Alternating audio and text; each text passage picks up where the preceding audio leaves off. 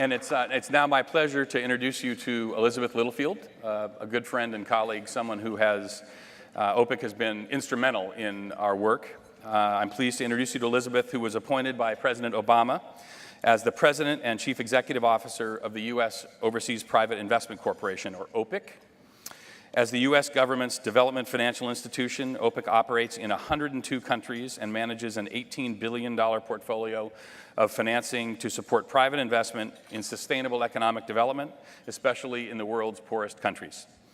Elizabeth spent 20 years investing in emerging markets with J.P. Morgan and 10 years in microfinance and global development. She is a member of the White House Development Council and the President's Export Council. In 2012, Secretary of State Hillary Clinton presented Elizabeth with her Secretary's Distinguished Service Award, the highest award in the Forest Service. Let me also note that OPIC is, to my knowledge, the only branch of government that actually does terrific work, actually makes money and returns money to the Treasury. So we have been pleased to work with OPIC since 2006. Please join me in welcoming Elizabeth Littlefield. Hey, good to see you. All right. Thanks. Thank you very much for that kind introduction, Rick. It's true, in Washington, you got to keep saying that over and over and over again when you actually make money for the taxpayer. But I'm actually told that this is the real Washington, so thank you for welcoming me here. I'll make sure I don't tell anybody in DC that you feel that way. So Rick, thank you again for your terrific leadership of this organization. Your vision, your clarity of sight, your strategic vision and your passion has been really important, not just to global partnerships, but also, to the whole field. So thank you for that. OPIC has been a very proud partner of global partnerships since 2006. We've invested $30 million in 3 different funds of global partnerships, and we've been a very, very happy investor all along. So happy, in fact, that last year when we had our inaugural OPIC Impact Awards, we awarded Global Partnerships the Access to Finance Award as part of that ceremony in recognition of the great work that you've been doing. So thank you for that again.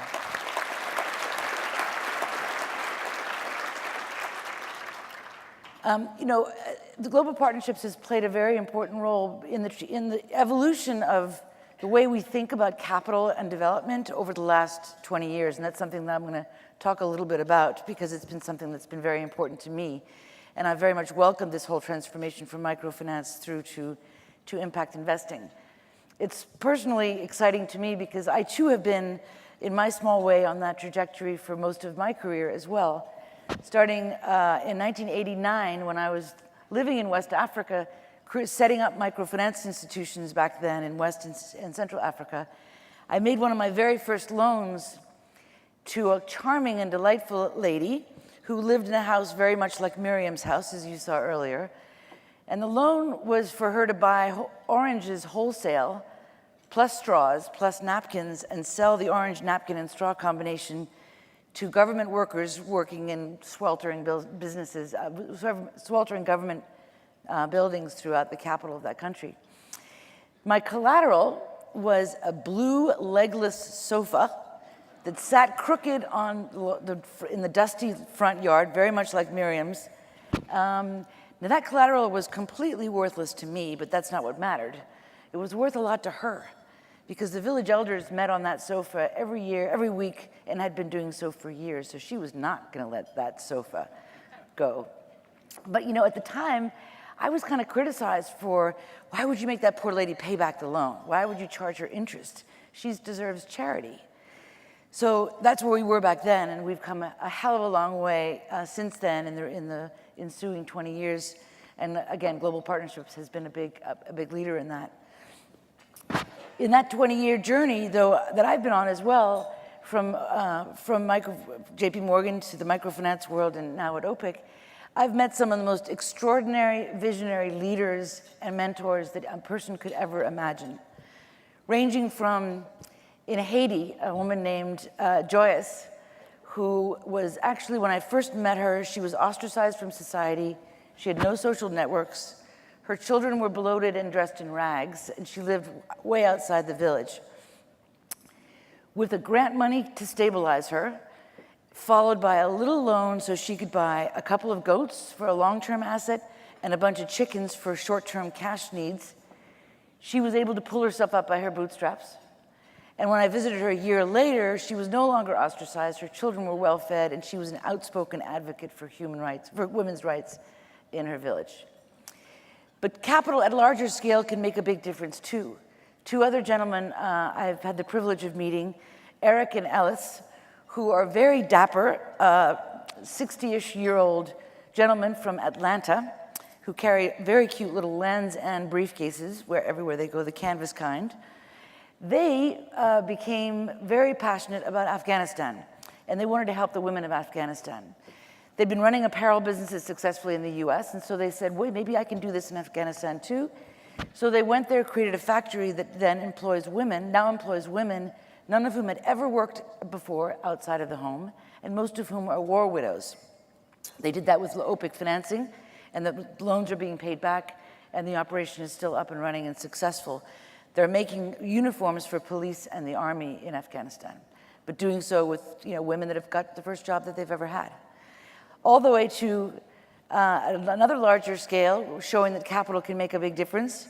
Inderpreet, who is a West Coast-based engineer, went back to his country, India, with his newfound engineering skills and created the first ever solar-powered facility to be plugged into the Indian electric grid. First starting with 1 megawatt, then 4, then 8, and now he's going public next year.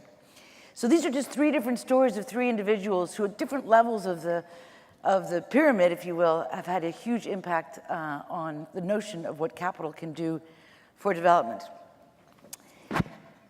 But back then, back when I was living in Gambia, or back when OPIC was created in 1961, it was a very different world. The world thought differently. Back then, when my agency was created with a sole purpose, by Richard Nixon, in fact, with the sole purpose of catalyzing private capital, private investment capital, in the service of sustainable economic development, poverty alleviation in emerging markets. Back then, the money flowing from the US into poor countries, into emerging markets, was about 90%. The vast majority was aid, grant money. Now, in the ensuing 40 years, that's completely reversed, and about 95% of it is private capital investments. Private capital investments are 7 times aid now flowing into these markets. And the model of doing development, which my agency embodies, which is using it to leveraging private capital, is growing 10 times as fast as the traditional kinds of aid. And we're seeing more and more today, as opposed to back then, that philanthropic capital is looking always for a way to leverage private capital, to leverage in private capital rather than doing it in a one-off kind of way.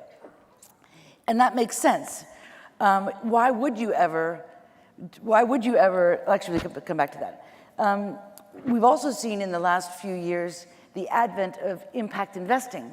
And again, global partnerships has been a big part of this movement as it's grown.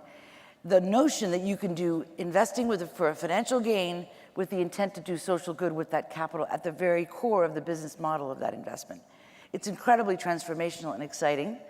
But like any new and energized new market, it's got its heat and its light and its doom and its gloom and its fire and its brimstone and its excessive promising and excessive critique.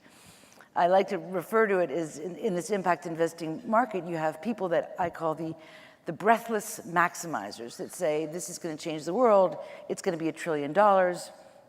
And then you have the predictably derisive minimizers that say, this is never going to be but a flash in the pan. It'll never compare at all to the $14 trillion of global capital markets. But for me, both of them are wrong. Because what impact investing can do, and global partnerships knows this better than anyone, is it's not relevant about how it compares to the capital markets, it's relevant how it compares to philanthropic capital and government aid. Because every dollar that you can invest to change something, do a social good, or clean up the environment, or do something that alleviates poverty that you can do with money that's sustainable, is dollars that don't have to be spent on it from scarce capital, from scarce grant resources. So we're really actually only looking to displace some of the $50 billion annually that's spent in government aid budgets and philanthropic budgets. We're not looking at the capital markets. And there, impact investing can be truly transformational.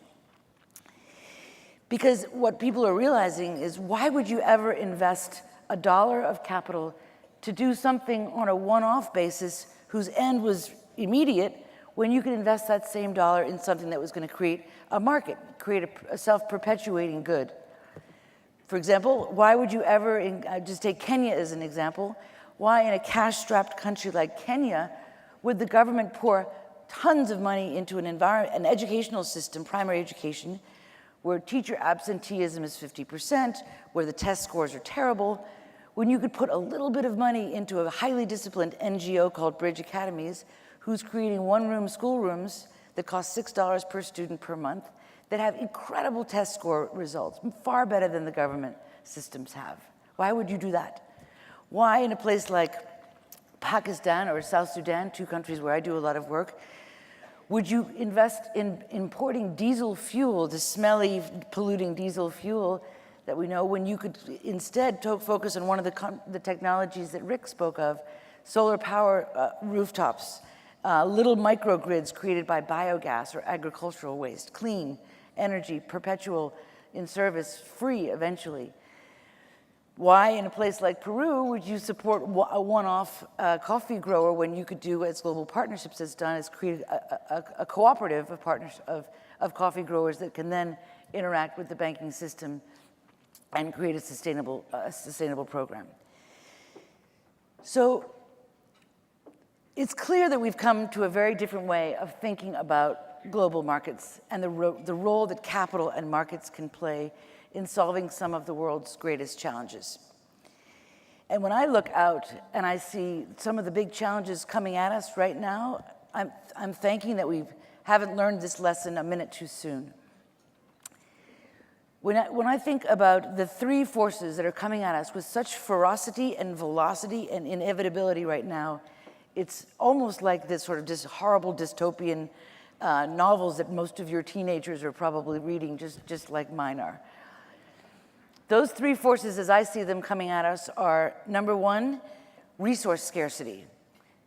The world doesn't have enough water or forests or clean air to sustain mankind and the planet together in harmony. As we saw the other day from World Wildlife Fund, 50% of our species have been lost because of human behavior. Wars are going to be fought over resource scarcity. So one big force is the resource scarcity on the planet. The second big force coming at us at the same time is the growing middle class in poorer countries, who, by the way, will be consuming those resources at exponentially growing rates and feel that they have every right to do so. And the third force coming to make this even more complicated and ferocious is, of course, climate change. So these 3 forces together are something we have to contend with. And you know what? We're not going to be able to slow or solve or resolve the impact of these forces without private capital. There's not enough government or philanthropic resources on the planet Earth to begin to solve these things, and private capital and its ingenuity and innovation and discipline is necessary. But you know what? The private capital is not going to engage fully without government providing a little bit of support, that's where I come in, and philanthropy taking some of the early risk and helping to get it on its way, or starting the flywheel, as Rick said. So these government and philanthropy and development agencies have a critical role to play in solving these enormous problems. So I guess I would just close by saying that you know, the world needs everybody in this room, everybody to join together in partnership to solve the world's problems, to help alleviate poverty, to help create equality, to help create an environmental environment where the planet and people can survive together. You know, the magnitude of the transformation we're looking at is completely awesome. It's going to take time. It's going to take patience. It's going to take generous partnerships, because we're talking about a total transformation about the way the world thinks about capital. We're talking about the way philanthropy interacts and catalyzes business, about the way business addresses poverty, and the way individuals are empowered to make their contribution to making the world a better place, the way individuals are empowered to be gentle stewards of our planet. So it's a global partnership from north to south, rich to poor, and it's a privilege to be part of that global partnership with all of you in the room, and thank you for the work that you're doing. Thanks very much.